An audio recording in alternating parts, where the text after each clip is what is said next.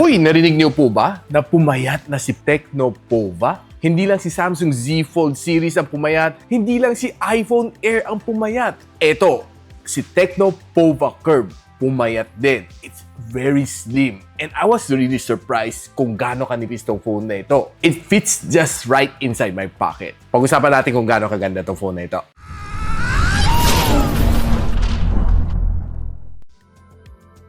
So makita natin as usual si Tecno na ipag-collaborate with PUBG and this is a special edition na Tecno Pova Curve. So pagbukas natin, it's just a sleeve, no? And ito ang original box ng Tecno Pova Curve. Take note Tecno Pova Curve ni siya Tecno Pova 7 Curve. Baka magkamali kayo. O ha, meron pa siyang high-res audio from Dolby Atmos. Sige na, huwag na natin patagalin. Buksan na natin. Ayaw pa niya mahulog. Oops! See? Nakaprint ng mga specs dito. Mamaya na yung phone. User guide. Warranty card, a jelly case na, well, medyo cheap looking, A to C cable, and a 45 watts na charging brick. So, kunin na natin yung phone. So, first things first, it's very slim. Honestly, paghawak ko dito, uy, ang nipis na ito. And this is just 7.5mm thick. Take note. And by the way, guys, itong Tecno Pova Curve 5G na may 8 plus 8 gigs of RAM and 256 GB of storage. Presyo niya, 13,999. Pero on the links na ilalagay ko sa description box ko, mabibili mo to ng 10,999.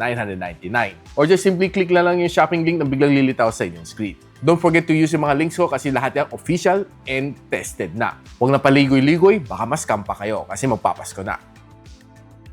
Now, one of the things na gusto ko dito sa kanya is yung kanyang camera module. It looks really nice and pretty cool on its own. Sariling gawa ni Tecno to, no? It's more of the original design. Parang wala naman siyang pinagkopyahan dito. Trip ko naman ng kanyang mecha design dito sa likod and it's very simple na mecha design. Hindi siya overly designed na mecha. Slim and shiny naman kanyang frames and it attracts a lot of fingerprints. By the way, plastic frames nga pala siya. And of course, plastic back. And by the way, this one sports a Corning Gorilla Glass 7i na protection. So meaning meron siyang magandang scratch resistance. And good news, para sa mga mahilig sa curved screen, this is a curved screen display. This one also comes together with the IP64 dust and water resistance. So pag nawisikan sa ulan, walang problema. And by the way guys, kung gusto makita ang full specs nito phone na ito na. Now, itong phone na ito, pinapandar to ng MediaTek Dimensity 7300 Ultimate. And sa mga previous reviews naman natin, we've been handling 7300 Ultimate. And alam naman natin more or less saan ang kanyang capability. Scoring me a 700,000 points dito sa Antutu benchmark. On day-to-day tasks, wala kang maging problema dito. Smooth na maging experience mo sa kanya. Kahit medyo mag-multitask ka heavily on this phone, kayang-kaya na i-handle. And kung gusto nyo makita other benchmark na nakuha ko, ito na. And by the way guys, this is a special team created dito para sa Tecno Pova Curve. And I like it. Very simple siya. Makita mo mga icons siya. Looks really nice and refreshing. Medyo may pagka-nothing OS ang feel. Now, one of the major surprise dito sa kanya is that Tecno was able to put in a 5,500 mAh na battery inside this one. Which hindi kayang gawin ng Apple sa kanyang iPhone Air. Ang liit-liit ng battery niya. This one, despite being slim, kayang-kaya naman nilalagyan ng 5,000 plus na battery. Bakit hindi kaya ni Apple? Which always leaves me thinking, bakit hindi kaya pa rin ni Apple until now? Take note hindi pa silicon carbon tong battery niya. Lithium polymer pa ang battery nito. So, if ginamit pa nila ang silicon carbon, could have been bigger pa. Hindi lang naman maganda kanyang battery size, it even supports a 45 watts of fast charging brick. So, meaning if you're charging from 0 to 100, it takes you around mga 45 to 50 minutes to complete the full charging cycle, which is for me quite fast. And a whole day of usage dito sa phone na ito, kayang-kaya. As long as you're doing your normal tasks, wala namang heavy gaming, one whole day, maning-mani dito sa Pova Curve. And probably ito yung pinaka-inaantay niyo sa akin, no? Ang kanyang screen on time. I got a 14 hours and 15 minutes na screen on time dito sa Pova Curve. Now, honestly, I'm a lover ng mga curved screen. Gustong-gusto ko ang curved screen na ito kasi sobrang sarap gamitin. Swiping from left and right, talagang smooth yung kanyang feeling. Hindi mo ma-feel na parang manaipit ka sa kanto, lalo kung naglagay ka ng tempered glass. And kung nagso-social media ka dito or nanonood ka ng video, feel mo parang infinity display na ang meron mo dito sa iyong screen. And dahil AMOLED display ang meron ko dito, swiping on social media, definitely okay ang aking experience. Plus a 144Hz screen refresh rate, wala ka maging problema dito dahil high refresh rate. Pero funny though na kahit 144Hz screen refresh rate ang kaya niya, hindi guys, wala ako nakita ni isang app na nagsusupport ng 144. Kahit settings pa yan, Chrome, ang pinakasagad is 120Hz screen refresh rate. I'm not sure kung saan mo magagamit ng 144. Basta, sinasabi ko sa inyo, 120 lang ang max out niya. And kung nanonood ka naman ng videos on YouTube, expect mo na it will give you a good time dito. And okay naman, immersive yung experience ko dito while I'm watching my favorite shows. Eh talagang ma-enjoy mo tong phone na ito as your daily driver. Now, personally, tinry ko naman kanyang loudspeaker. Meron siya 6 na butas dito sa ilalim and you got 3 up here. So, obviously, medyo imbalance siya. But check lang natin kung gaano kagandang sounds. Honestly, hindi ako nalalakas sa kanyang sounds. Medyo nahihinaan ako sa kanya.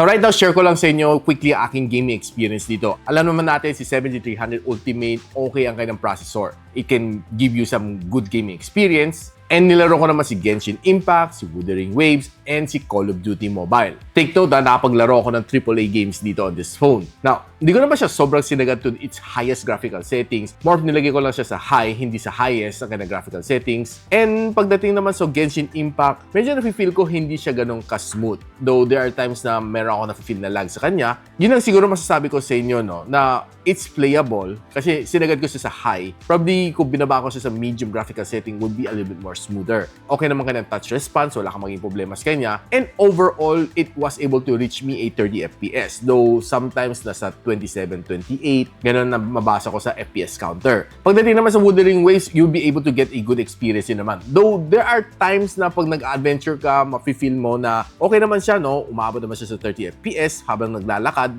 tumatakbo. Pero pagdating naman sa clash na or heavy battles, doon mo mapapansin nun, talagang medyo malalang ka ng frame drops. It reached as low as 19 FPS and nag-hover siya sa 19 to 22. Overall, the gameplay was good. Siguro pwede mo i-lower down a little bit para medyo mas matino ang iyong gameplay. Sa CODM, wala ka namang maging problema dito and it was quite consistent at 90 FPS. And pinakamainin na naabot ko dito on this phone is 42 degrees Celsius sa Wuthering Waves.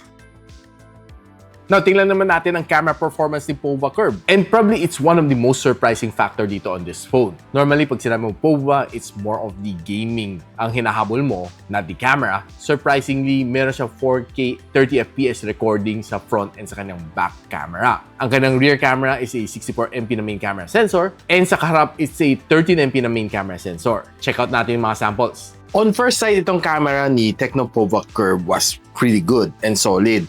And right now, I'll take you for a spin kung ano mga na-capture ko dito on this camera. And starting off with some outdoor shot na nakuha ko, and I would say, quite saturated ang ganda color. Pero pag tinignan mo mabuti, ang ganda naman ng pagka-focus na sa mga subject na ito. It looks really nice itong mga greens na ito. And honestly, hindi ako nahirapan mag-focus using this camera. Though yung mga greens niya is a little bit saturated, yes, aminin natin, but okay naman yung pagkaganda ng kanyang saturation. And we're just simply panning around sa vicinity, you'll be able to get some nice and sharp na photo. Kahit medyo gloomy naman ang weather, you'll be able to get some nice subject shots. Kung mahilig ka naman kumuha ng mga tall building shot, this one can definitely perform as well. Now, taking you for a quick spin naman on indoor, pag mga food photography naman, definitely this is good na. But of course, syempre, don't expect it to be as good as yung mga flagship phones. But on its level, sa kanyang price point, pretty decent na ang mga food shot na nakuha ko dito. So there are some other shots na medyo a little bit darker than what I see with my naked eye. Pero pagdating sa mga dessert, I think not bad na mga shots na nakuha ko. Pwede mo na edit and enhance sa mga photo na ito to make it look better. Pero I think pwede mo na siya i-post directly sa Instagram. And I'm pretty sure na pretty much okay naman. Para sa akin, yung kumukuha ka ng mga product shots like this one, mga wine, mga gown, talagang okay naman tong kanyang camera. I have no problem with it. Now, since this camera, wala naman siyang ultra-wide lens, let's just simply check out some of these zoom shots na nakuha natin and zooming from 1 times all the way to 15 times zoom. And I would say, medyo blurred medyo grainy na mga photos after zooming it for 15 times. Pag hindi mo siya zoom itong photo na ito, I would say decent pa rin naman siya. Pero once zoom in mo siya, sobrang soft na mga photos. Now, if you're trying to take some photo on outdoor, medyo decent naman ang kanyang front-facing camera. You can get some really nice shot on the Pova curve and makikita mo preserve naman mga details sa iyong mukha. But if you go indoor, mapapansin mo it's a little bit softer than usual. Lalo ng mga details na medyo mawawala konti. But if you get a decent lighting naman, you'll be able to get some nice stuff pa rin naman. Now, let's quickly check out some videos na na-capture ko.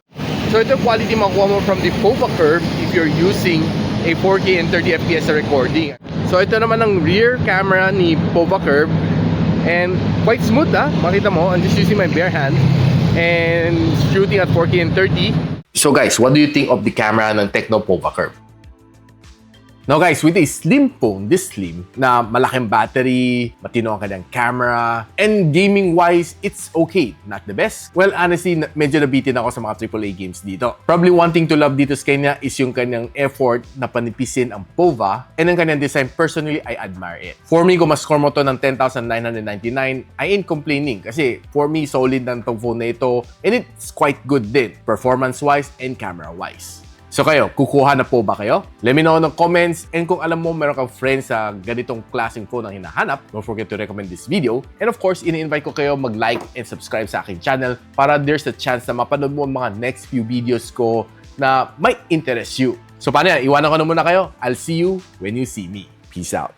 And so, ako para si Richmond, and you're watching Gadget Sidekick. What's up? Like and subscribe to my channel. Don't forget to hit that notification bell.